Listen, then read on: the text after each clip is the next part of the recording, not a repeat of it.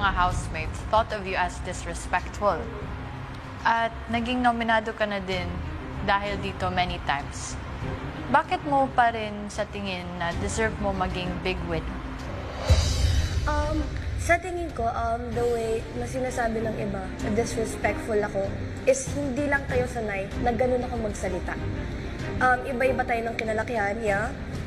It's just me na hindi siya disrespectful talaga. May respect ako sa tao, although sinabi ko kay Colette yun na kahit hindi ako nag-aati sa kanya or kahit binabalagbag ko siya, I still respect her, you know, as mas nakakatanda. And sa tingin ko, hindi siya disrespectful. It's just, hindi lang kayo sanay na ganito ako. And sa tingin ko, dapat pa rin ako maging big winner kasi although hindi siya disrespectful, pero nagawa kong mag-adjust, nagawa kong baguhin the way akong magsalita. From Colette. Bakit ang tigas ng ulo mo? Siguro nung una, first, second, third week, matigas yung ulo ko. Pero hindi ko naman sinasabi na ngayon, hindi na matigas ulo ko. Siguro may konting katigasan pa din ng ulo, pero medyo nabawasan naman na. And hindi ko din alam kung bakit matigas ulo ko. Hindi mo nga ba alam or trip mo lang na maging matigas ang ulo mo kasi wala lang, trip mo lang. Siguro kasi sometimes nalilimutan ko na, ay, nasa PBB pala ako. Hindi ko naman sinasadya din minsan na magkamali. And lahat naman tayo, bakla tao lang din ang above. Nagkakamali din ako. Pero yung iba talaga, or karamihan, hindi ko naman talaga sinasadya na magkamali ako. Yeah, I'll say na, hindi ko naman sinasabi na hanggang ngayon, sobrang tigas pa din ang ulo ko. Siguro nabawasan lang.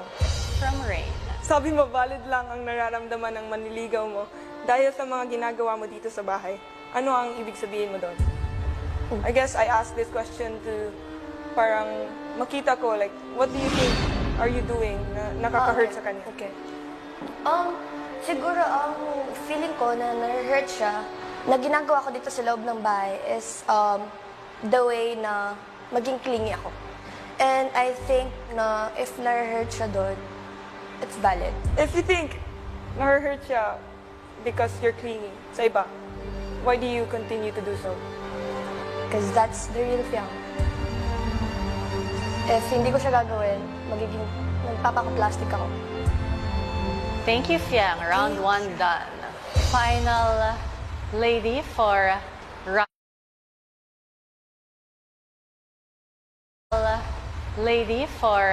round 1. Kai. First question for Kai, galing kay Fiang. Who's Rain for you? Who is Rain for me? Yeah. That's a simple question. Rain is a friend, but when I say it like that, it sounds shallow. But it's more than that. So, yun lang. Pagkakaibigan or spot? Alam naman, if talagang kaibigan kita, alam mo naman kung bakit nandito ako. Alam ko din kung bakit nandito ka. So, obviously, I would pick the spot. I value our friendship, pero pumunta ako dito ng mag-isa. And alam ko din, pumunta ka dito ng mag-isa. Yung spot is just a one-time thing. Friendship can last as long as you want. Last question.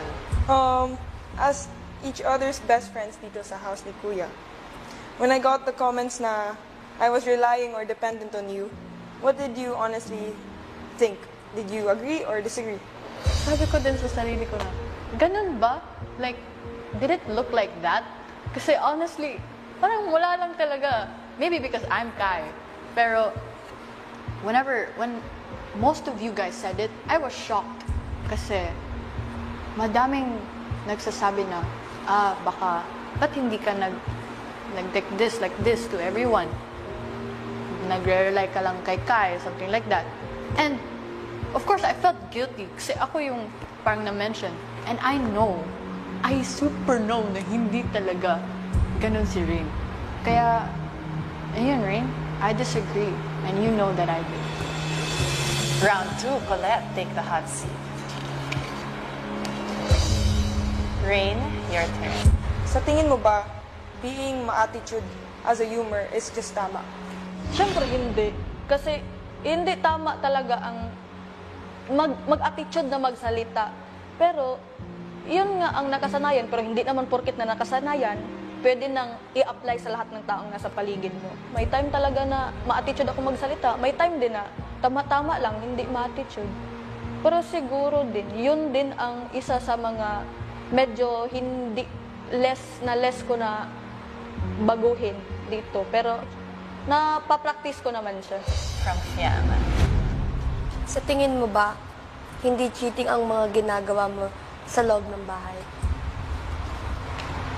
Or kahit like, not cheat, micro. Iba kasi ang napagsunduan namin sa labas ng ng boyfriend ko na ang lahat na makikita niya doon, alam niya na hindi yun totoo at kilala niya kung ano ako. Pero sa tingin ko, siguro, may micro siya. Sa tuwing nagagawa ko yun, parang naiisip ko din yung boyfriend ko kasi nga may boyfriend ako, tapos ginagawa ko doon. Ginagawa ko yun, anong sabihin ng ibang tao sa akin. Siguro parang, na ano na lang din ako, nag-go with the flow na lang ako kasi nga parang parang effective na parang parang i-joke ko si Dylan na ganun. So may time din na alam ko na parang iba na yung naiisip niya kasi nga hindi ko din alam kung ano talaga tong totoong naiisip niya sa labas kasi nga hindi kami nagkakausap. Pero ang one thing lang talaga na ma-sure ko sa sarili ko, alam niya kung ano ako at ano yung mga ginagawa ko kasi nakikita niya naman ako. Siguro may time siguro na nagigilty ako kasi nga parang over the sobra na ba? Ano ba yung mga bagay na nagagawa mo? Siguro nung nakikipagbiruan ako kay Dylan na parang ina-actionan niya ako na tinitignan, ginaganon po. So parang ako din pa, yung parang pakilig-kilig ko no, pakilig-kilig ko no ba? Pero nung time na yon, kilig kuno or kilig? Sa akin, Ate Bianca, kilig kuno lang talaga siya kasi pwede kong nang sabihin kasi andito na ako. Tapatan na to talaga. Minsan, nawiwirduhan talaga ako kay Dylan pag, totoo naman. Nawiwirduhan ko talaga ako pag nakaganon siya sa akin. Paano kung nasaktan si boyfriend sa lahat ng yun? I think, Ate Bianca, kung ganun talaga na nasaktan ko po talaga siya, alam ko po na pipiliin niya po yung sarili niya po kaysa sa akin. So, parang naging iba po yung dating sa kanya. Talagang iba naman talaga. Kung hindi naman natural sa babae na pag may boyfriend, ganun ang gawin. Anong mas importante sa'yo? Pangarap kesa sa pinagsamahan? So, sa dalawang yan, ang pipiliin ko, syempre ang pangarap ko. Kasi gaya nga ng sabi mo, pumasok tayo dito ng tayo lang mag-isa. Kasi pumunta ako dito para sa Big Four, sa pangarap. Susunod!